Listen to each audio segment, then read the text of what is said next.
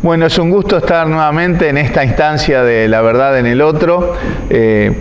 Una instancia, como siempre decimos, que nos nutre, nos informa, nos permite dialogar sobre temas relevantes con referentes que justamente tienen mucho para decir.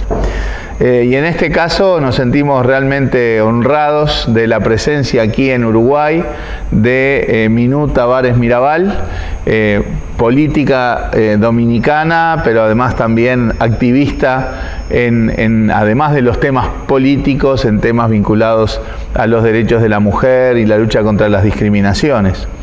Ustedes sabrán que Minú es hija de Minerva Mirabal y de Manolo Tavares, dos líderes de la resistencia a la dictadura de Leonidas Trujillo en República Dominicana, y que Minerva, su madre, junto a dos de sus tías, Patria y María Teresa, fueron brutalmente asesinadas por la dictadura de Trujillo un 25 de noviembre de 1960, y es esa la referencia a partir de la cual Naciones Unidas definió el 25 de noviembre como el Día Internacional de la Lucha contra la Violencia de Género.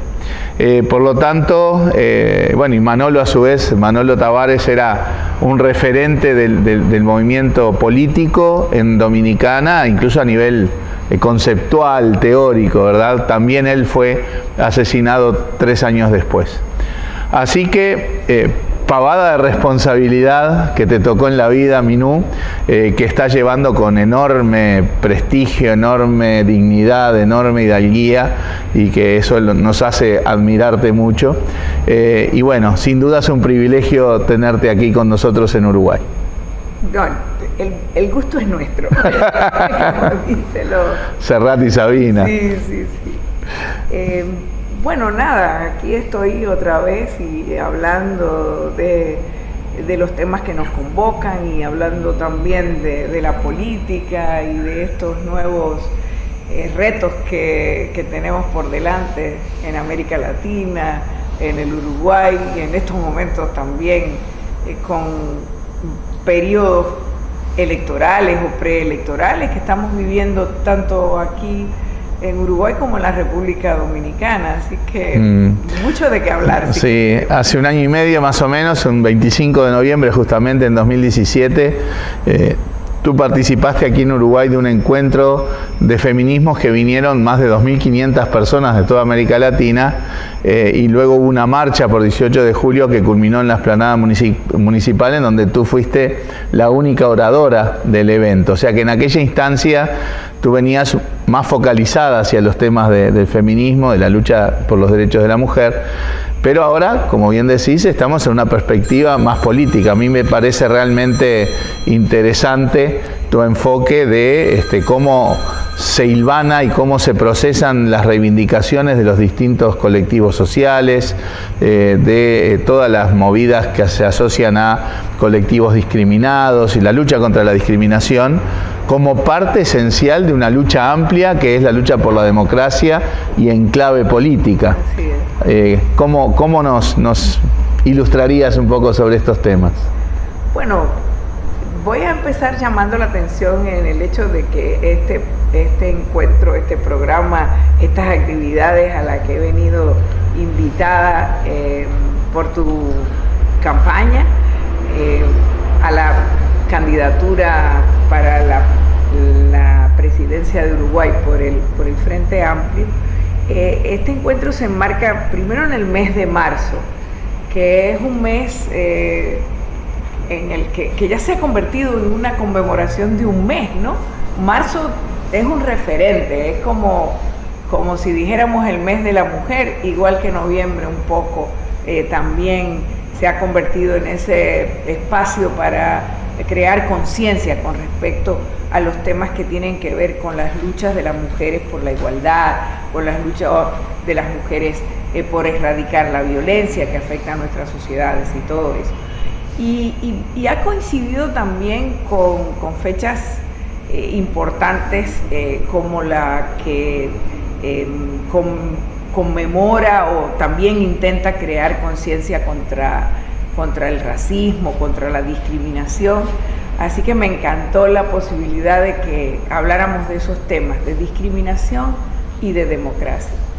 Y quizás diría que si hablamos de mujeres, hablamos de derechos, y hablamos de derechos humanos, y los derechos humanos solo tienen posibilidad de existir en democracias, y solamente puede haber democracia si hay justicia, y la justicia no existe si nuestras sociedades permiten discriminaciones de cualquier tipo que sean, no importa, contra las mujeres o contra colectivos más pequeños, pero igualmente discriminados.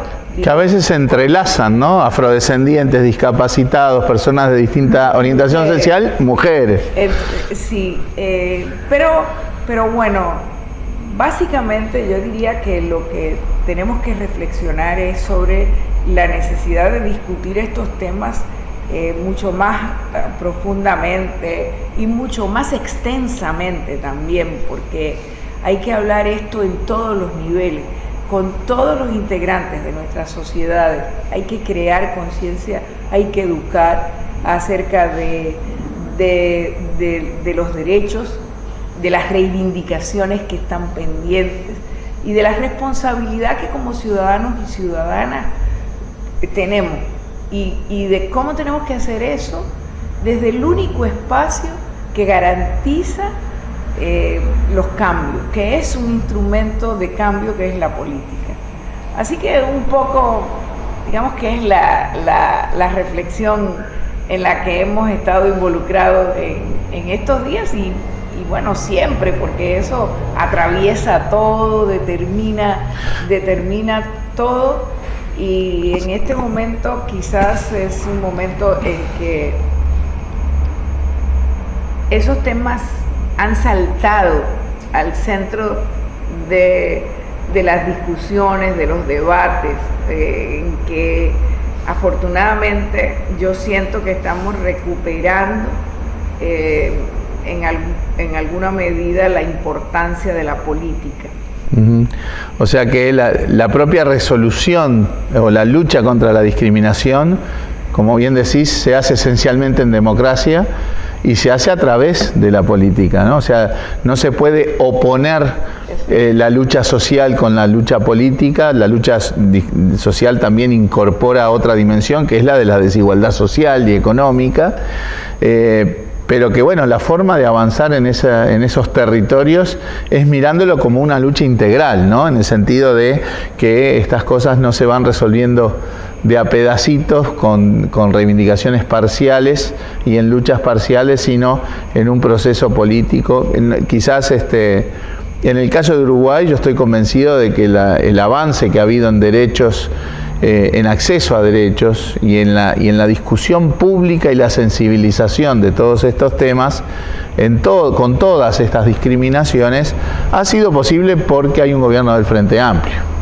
La discusión está en la sociedad, nuestras culturas que arrastramos históricamente resisten a veces la internalización de estas problemáticas, pero creo que ponerlo sobre la mesa, aprobar normativas de acceso a derechos, de acciones afirmativas, aprobar, empezar a implementar esas normativas, que en distintos rubros ha ido avanzado más o se ha avanzado menos, pero vamos en esa dirección, que tenemos que consolidar institucionalmente y consolidar en el debate cultural para evitar su reversión, ¿no?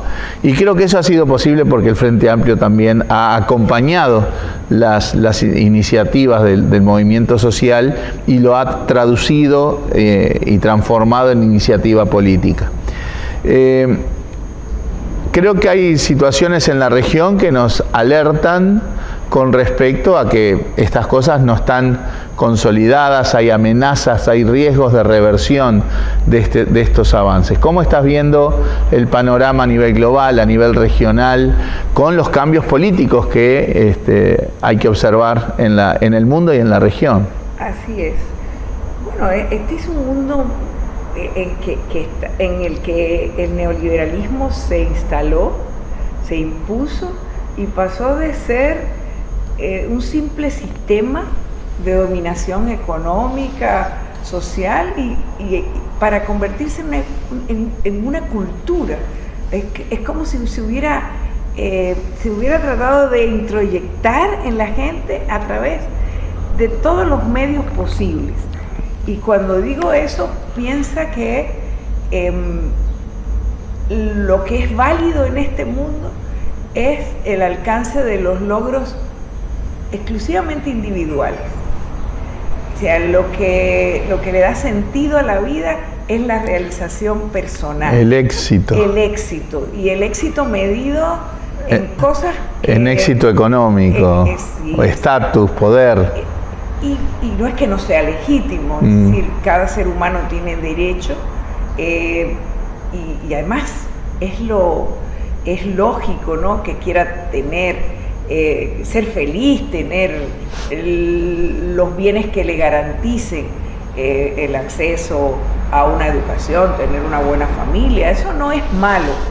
Lo que preocupa es que eso se vea como opuesto a la lucha por el bienestar colectivo o por el bien común, como ha dicho tradicionalmente, por ejemplo, el pensamiento de la Iglesia desde hace muchos siglos. Es decir, la búsqueda de ese bien común es lo que tiene que normar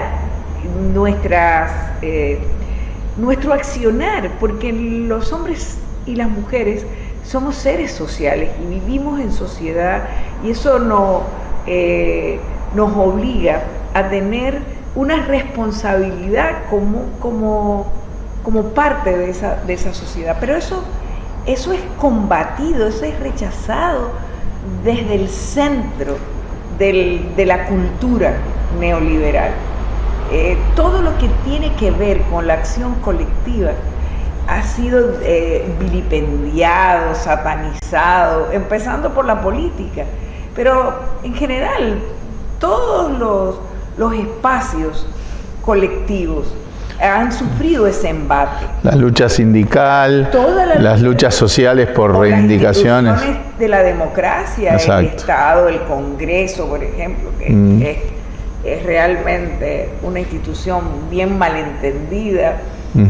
No es que no tenga, no es que no ayuden, ¿verdad? Algunos de quienes claro. Hemos elegido. Sí, hay que dignificar también las instituciones con conductas, con la ética. Democracia, mientras no se invente otro sistema, sigue siendo el mejor sistema con el que cuenta la humanidad, ¿verdad? Para construir esa vida mejor para todos en sociedad. Y por ahí tenemos que pensar y tenemos, insisto, que vindicar la política como ese instrumento de cambio por excelencia. Pero no es fácil. Nosotros estamos hablando aquí, quién sabe, nos están viendo o nos van a ver probablemente unos miles de personas, pero ¿cuántas personas ven cada vez que sale una película a donde los problemas los resuelven los superhéroes? Y los superhéroes puestos en oposición a las instituciones muchas veces. Exactamente, actuando por encima de las instituciones, pero resulta que los superhéroes no existen. Claro. Entonces nosotros tenemos que ocuparnos de resolver los problemas que nos atañen a todos y a todas. Pero no es fácil luchar contra todo eso. Sí, porque es fácil aprobar una ley, a veces, no siempre, es empezar a implementarla, pero esto también tiene mucho de cambio cultural que nos llega por todas las vías, más en un mundo globalizado, ¿no?, como hoy. Pero bueno, ahí también dos cosas. Uno, rescatar lo que tú decís de la lógica del bien común. hay tendencias a teorías del bien común, incluso economía del bien común, que me parece que es una batalla cultural que tenemos que dar, ¿no? O sea, nosotros tenemos que desarrollarnos y realizarnos individualmente, familiarmente, por supuesto, pero en clave del bien común. Está en nuestro beneficio que a la sociedad le vaya bien, que al país le vaya bien. Está en nuestro beneficio que no haya dramas sociales en nuestros países, que haya más equidad. Y creo que también hay que hacerlo en clave de desarrollar los aspectos económicos, sociales, culturales, también pensando en la sustentabilidad, en los temas ambientales, importantísimo, ¿no? O sea, me parece que el concepto de bien común es algo que tenemos que desarrollar mucho. Hay un premio Nobel de Economía, Jean Tirole, que está impulsando la idea de la economía del bien común. Hay otros pensadores también en órbitas más filosóficas de Austria, de Europa, que están impulsando también la lógica del bien común. Me parece que es una batalla que vale la pena dar. Y se traduce en última instancia en la mejor forma de resolver los problemas de la sociedad, que es a través de la política. Y por supuesto está la responsabilidad de los políticos, ¿no? Claro, porque por supuesto que cuando hablamos de la política como instrumento de cambios, estamos hablando de la buena política, exacto, ¿no? De esa política de la que venimos, inspirada, sustentada en valores, en principios, en ejemplos de hombres y mujeres que dieron su vida. Todo. Que dieron su vida por el bienestar de otros, ¿no? Exacto. La verdad en el otro es una manera de decir, es otra manera de decir eso de lo que estamos hablando, de ese nombre de ese programa de este programa que entiendo que se inspira en una frase del general Seregni. Vaya si tendremos ejemplos en los que mirarnos, ¿no? Obviamente en tu caso, tu familia, los luchadores dominicanos por la democracia primero y por el bienestar de los demás, y nosotros en el caso de Seregni, ¿no? No está de más decir que es de esa política de la que hablamos, y que de esa política es que más necesita el mundo para salvarse. Es la política basada en ética, basada en valores y basada en la preocupación social, ¿no? Y en las formas del respeto, en las formas de la tolerancia, del diálogo, en las formas democráticas. Amenazas a eso hay en todas partes hoy, ¿verdad? En todas partes, sí. Hay un gran sinsentido que parece estarse imponiendo a nivel de los espacios donde se toman las decisiones. Una cultura de levantar muros en lugar de tender puentes. Y eso es sumamente preocupante, claro. Sí, las potencias hoy se relacionan en clave de conflicto, ¿no? O sea, Estados Unidos con Trump, por supuesto, emerge China como una potencia mundial y el vínculo, el relacionamiento es en lenguajes de guerra comercial, guerra de monedas, ¿no? Trump desde la potencia de Estados Unidos inmiscuyéndose en un lenguaje que no deja de ser amenazante y superficial, ¿no? Y frívolo, porque ni siquiera tiene profundidad, pero corporiza muchos riesgos, porque un tuit de Trump altera las relaciones políticas en el mundo. Es el tiempo de la política por Twitter. Que no es política, o mejor dicho, que es un ingrediente para hacer política, pero que no puede concebirse que eso sustituya la acción política, ¿verdad? O sea, piensa cómo puede funcionar un país en el cual un gabinete se entere de una decisión presidencial a través de un tuit que está escrito en tono amenazante o rabioso a las 3 de la mañana. Sí, claro. Es como el mundo al revés, como diría tu compatriota Eduardo Galeano. Sí, claro. Volvamos un poco al tema de la lucha también contra la discriminación, ¿no? Porque, a ver, el asesinato de tu madre, de tus tías, tenía un fuerte componente democrático porque su eje era derrotar la dictadura de Trujillo, pero también tuvo un componente fuerte en clave de género, ¿verdad? En otras épocas, ¿no? Hace ya 58 años. Entonces, las discriminaciones están internalizadas en la cultura en muchos casos.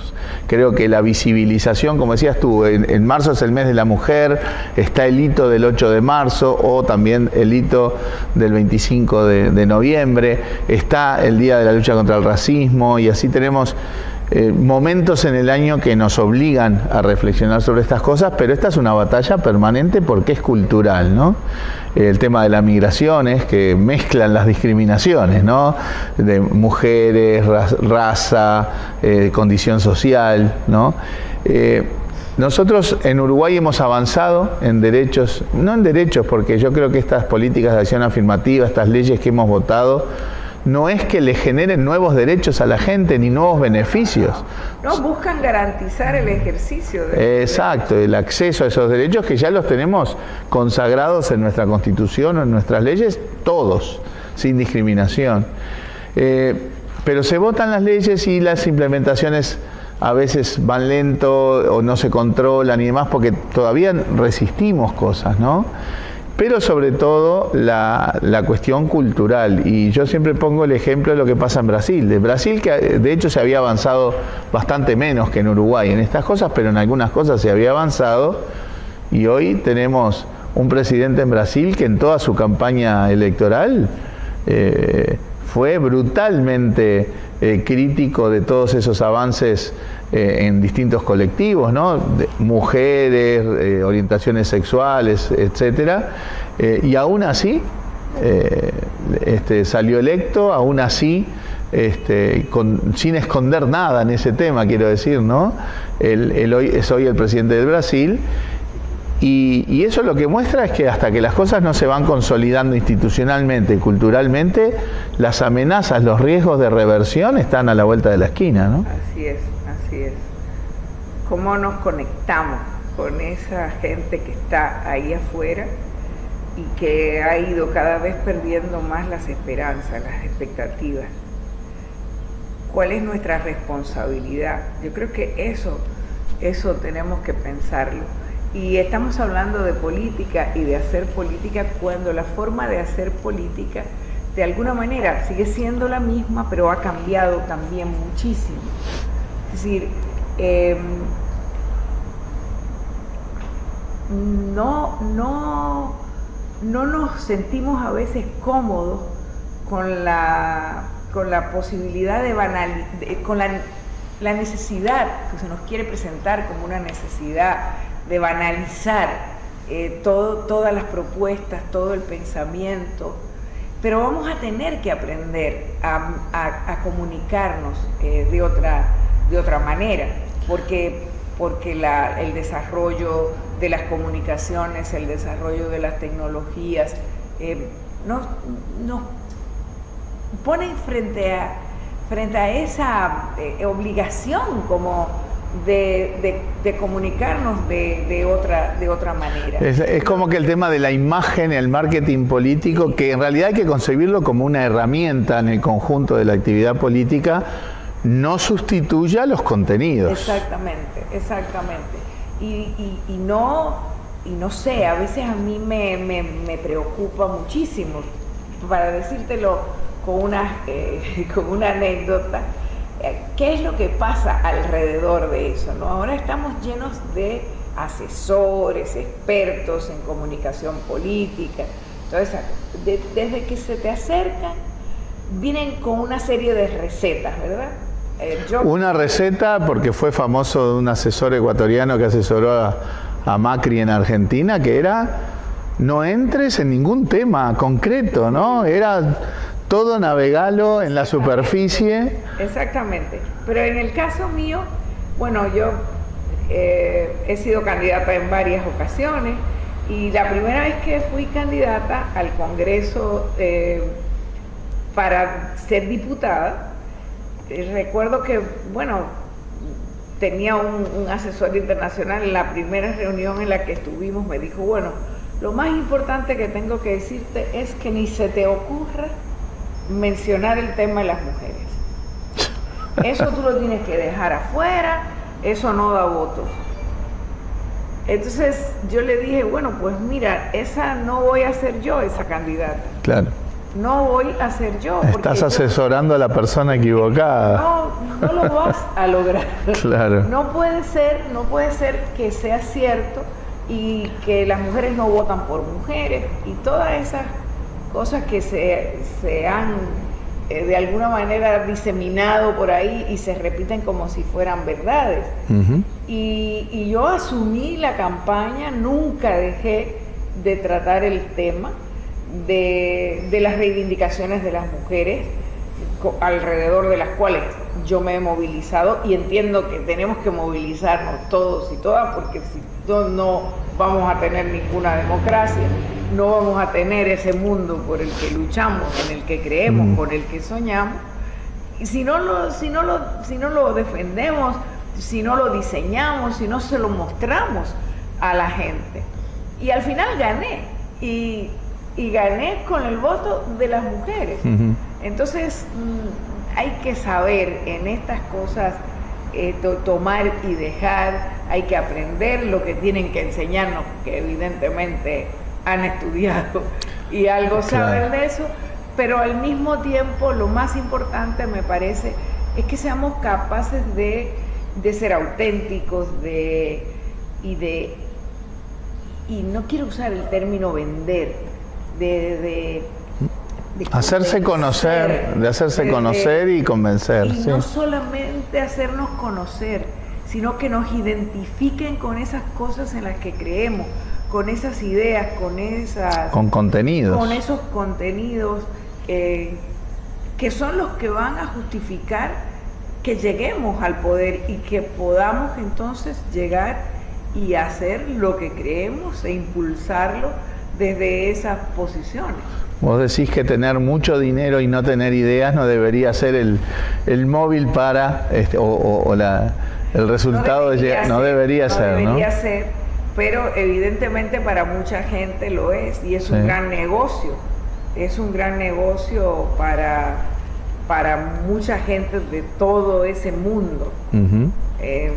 Tristemente es así. Es más, hemos estado llenos de ejemplos, de expresiones de esa forma de antipolítica que se ha estado imponiendo. Y tenemos presidentes que han sido electos en América Latina, en Estados Unidos, mundo, en Estados Unidos, que no tienen la menor idea de lo que está pasando en sus países, que se presentan como los grandes prospectos porque no están relacionados con la política, porque no son políticos, y lo presentan como si eso fuera un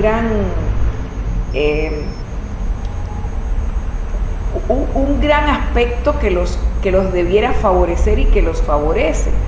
Pero eso es una gran mentira, porque como si no crees en la política, si la desprestigias de esa manera, si la denotas de esa manera, entonces estás metiéndote en ella. O sea, hay una contradicción y una mentira que la gente a veces no ve, pero que nosotros tenemos que decirlo siempre. Es responsabilidad, claro, es responsabilidad nuestra dotar de contenidos políticos a las campañas políticas, es responsabilidad nuestra hacer entender que no es solamente una competencia, un concurso de belleza o de billetera una campaña electoral o una elección, sino más bien que se están eligiendo a la gente que va justamente a liderar la situación de los países, atender las problemáticas que tiene el país, y es responsabilidad nuestra. Entonces no caer en la tentación de disminuir los contenidos, de rebajar diciendo, bueno, capaz que a la gente no le interesa tanto hablar de este tema, se aburre escuchando estas cosas, como hemos escuchado a veces. Exacto. ¿Dónde está la receta de lo que tú investigaste, qué es lo que la gente quiere oír? Claro, o sea, el marketing sustituyendo los contenidos, ¿no? Me parece que esa es una actividad, una responsabilidad muy fuerte justamente para reivindicar la política, ¿no? Porque cuando decimos la política es la mejor forma de resolver los problemas de los países, de las sociedades, es una política que tenga contenidos, no es un concurso de belleza llamado política, ¿verdad? Claro, y además, ¿a quién le conviene el desprestigio de la política como instrumento de cambio? Le conviene precisamente a los sectores, a esos poderes fácticos que quieren gobernar no democráticamente. Le conviene a los grandes, a las grandes fortunas, a los grandes poderes económicos, le conviene a las grandes empresas extractivistas, le conviene al sector financiero que ha sido capaz de crecer de una manera increíble hasta el punto de cambiar el capitalismo que teníamos por un capitalismo financiero en el cual las riquezas cada vez están más concentradas, y a quien menos les conviene todo ese esquema o en ese esquema, las más perjudicadas somos las mujeres, por una razón muy sencilla, porque en esa banalización de la que estamos hablando de la política, en el que se privilegia la imagen por encima de las propuestas y de los valores que se tienen y que nos mueven, las mujeres la llevamos difícil. ¿Qué es? Y lo voy a comparar con algo que también está sucediendo, que no hemos hablado, pero que es interesante. Hay una cosa que le llaman en la industria moderna la obsolescencia programada. Y la obsolescencia programada es que te hacen un televisor y ese televisor está programado para durar 5 años, a los 5 años o menos, ya a esta altura es menos. O 3, los teléfonos celulares, todo eso. Bueno, porque está previsto que en X tiempo salga algo que tenga algunas variantes sobre eso, pero que se transformen en lo que todo el mundo tiene que tener, ¿no? Puestas a ser candidatas, nosotras las mujeres, tenemos un periodo de obsolescencia programada terrible, porque nos toma mucho más, nos afecta mucho más, nos toman más en cuenta ese aspecto físico en este mundo que tiene la belleza física como si se tratara de una deidad. Un mérito. Un mérito. Entonces... y además hay que reconocer que en el mundo que uno vive, a la mujer se le agregan las naturalmente responsabilidades que obviamente deberían ser compartidas, ¿no? De cuidado de los hijos, cuidado de los adultos mayores. Creo que de a poco vamos avanzando en esa lógica, pero sin duda es una cosa instalada, ¿no? Bueno, sí, exacto, es un mundo machista, racista, y es lipofóbico también. A ver, explícanos. Claro, el ideal de la belleza es la de... Sin grasa. La de la delgadez. Sin grasa. Entonces, la tendencia normal de los seres humanos es a ganar algunos kilos en la medida en que vamos convirtiéndonos. Sí, algunos los ganamos demasiado temprano, pero bueno, estamos en eso. Eso también es. Sí, la imagen. Bien. Minú, la verdad que es un privilegio estar contigo aquí. Yo estoy muy agradecido con tu visita, que hemos compartido instancias en nuestra campaña para conversar todos estos temas. Y bueno, en esta instancia de la verdad en el otro, creo que es donde queda plasmado con profundidad estas ideas, ¿no?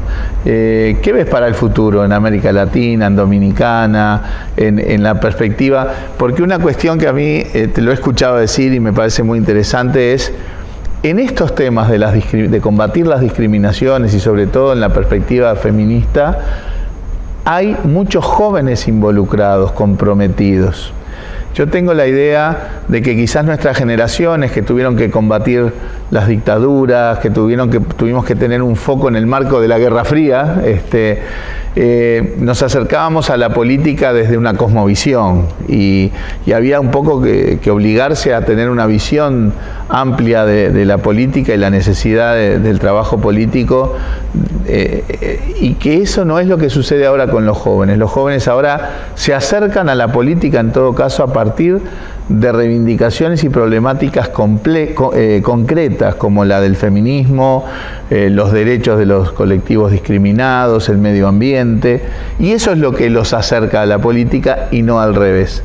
Pero estos temas de combate a las discriminaciones uno ve realmente que es de las cosas que mueve a la juventud. Cuando uno ve las movilizaciones de feministas en el 8 de marzo o el 25 ve mucha gente joven, activa, comprometida, y que de repente desde otros temas que también son de relevancia social quizás no las ve tanto. ¿Cómo ves esa perspectiva? Y en todo caso creo que si es así, bueno, nos da una luz de esperanza, ¿no? Sí, yo pienso que sí, porque si llegan a través de ahí a la política, necesariamente cuando llegan a la política, entonces tienen que buscar la cosmovisión. Porque tú no puedes pretender, la política busca gobernar, la política busca alcanzar el poder. Yo digo que no termina ahí, ese es el comienzo, pero busca eso y hacerlo para el bien común, como decíamos antes, gobernar para todos y todas, hacer que tengamos estados que funcionen y que funcionen bien para todos y todas. Y entonces, inevitablemente, si tienen una entrada, bueno, la gente siempre tiene alguna entrada. Antes llegaban a través de las luchas comunitarias, sociales, o contra las dictaduras.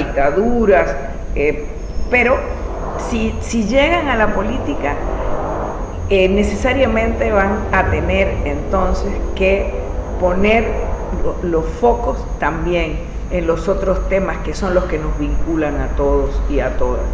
Y eso ya es un paso importante. Yo creo que en ese mundo que necesita una nueva razón, como digo, las mujeres tenemos un papel importante que jugar. En tanto somos como las recién llegadas, las que fuimos siempre discriminadas, las que nunca fuimos visibles, fuimos invisibilizadas, y ahora tenemos la responsabilidad de dar esa nueva razón para este mundo, una razón más humana, una razón más integradora, una razón más alejada, ¿verdad?, del crecimiento por el crecimiento, o de la explotación del planeta por la explotación del planeta, sin medir las consecuencias que pueda eso tener para las presentes y para las futuras generaciones. Las mujeres somos y hemos sido siempre constructoras de eso, de comunidades. Entonces, por eso es tan importante que logremos construir esa participación y esa posibilidad de que las mujeres aportemos, y sobre todo que aportemos con lo que tenemos para dar distinto en nuestra condición de mujeres, que no vayamos a la política a hacer lo mismo, claro, o a repetir lo mismo, o estar al servicio, ser funcionales al status quo. Exactamente, o a tratar de repetir los mismos esquemas, las mismas recetas que han llevado a este mundo al punto en el que está. Creo que ese es el primer y principal reto que tenemos. Yo no tengo dudas de que lo vamos a hacer, pero hay que trabajar muchísimo, y qué bueno. Eso es lo que le da sentido a la vida, lo que le da sentido a nuestras luchas, y son luchas, siempre van a ser de largo plazo. y sobre todo porque si hay algo que caracteriza a la democracia es precisamente ese ser un sistema como que está siempre construyéndose y que requiere mejorarse a sí mismo. Y ahí estamos, ahí tenemos claro que sí. poner nuestros esfuerzos y nuestras fuerzas. Bien. Yo debo... También nuestros corazones. Ni hablar, nuestra pasión. Me voy a tomarle el atrevimiento de contar que la primera vez que visité República Dominicana fui hasta Salcedo y Ojo de Agua, provincia que ahora se llama Hermanas Mirabal, a la casa que queda unas 2 horas más o menos de Santo Domingo, a visitar la casa museo de las Hermanas Mirabal. En donde las 3 hermanas asesinadas, Minerva, Patria, María Teresa y Manolo Tavares, tu padre, están allí, enterrados en el jardín, ¿verdad? Pero bueno, es un jardín donde uno, además de recorrer y ver y revivir un poco la historia de lo que fue la dictadura de Trujillo, de lo que fue la lucha digna, heroica, porque todos ellos son mártires y héroes y heroínas en República Dominicana, bueno, uno se impregna de energía, se impregna de emoción, se impregna de esa responsabilidad de luchar por estos sueños de libertad, sueños de justicia que la lucha de ellos encarnó. Para mí fue un privilegio, una emoción enorme y bueno, tenerte aquí en esta conversación reproduce, fortalece esa emoción. Sabemos que estamos en una lucha larga, en una lucha difícil, pero es la lucha que le da sentido a esa pasión, a ese corazón, a ese contenido que tenemos que hacer todos los días. Así que yo te agradezco nuevamente, Minú, y seguramente esto también va a llevar a tantos uruguayos y uruguayas a volver a esa historia, a revisar esa historia, a ver los libros que relatan todos esos episodios, la fiesta del chivo de Vargas Llosa, En el tiempo de las mariposas de Julia Álvarez, la película En el tiempo de las mariposas, porque es una buena forma de volver a cargarnos de responsabilidad y emoción política, que es lo que va a hacer avanzar nuestras sociedades y acercarnos a esos sueños. Así que muchísimas gracias, Minú. Un gusto.